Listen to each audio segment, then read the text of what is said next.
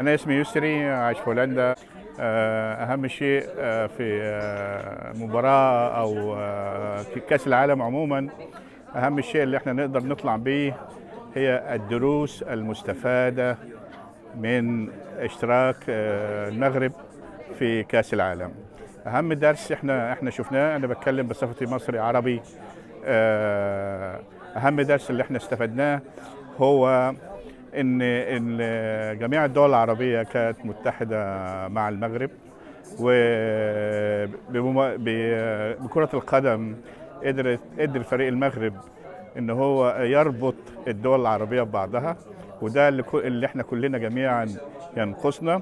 ثانيا، وده أهم شيء اللي احنا شفناه في الجو الجميل بتاع الكرة ده، إن هو ربط الجالية المغربية بالوطن الأم.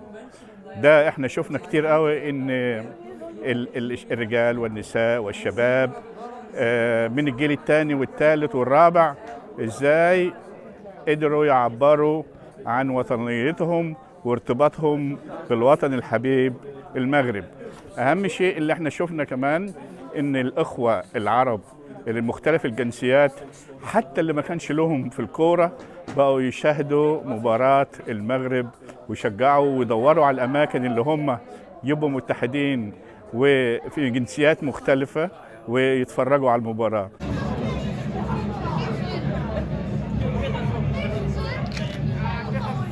أحمد أبو العطا من أمستردام. تحية لشعب المغرب والفريق المغرب، فرحتونا وشرفتونا وأديت الرسالة اللي عليكم. يعني كل العالم العربي والإسلامي والعرب كله كاملين كانوا معاكم من المحيط للخليج، جمعتونا وشرفتونا واثبتتم بان احنا قادرين على كل شيء، نقدر نكون الاول في كل شيء. وتحيه لقطر، تحيه للمغرب، تحيه كل العرب والمسلمين، وشكرا جزيلا للمغرب. واحنا يعني كما يقال، يعني اذا كان الكرم عند العرب فنصفه عند المغاربه. نشكركم وشرفتونا وفرحتونا، جزاكم الله خير. شكرا.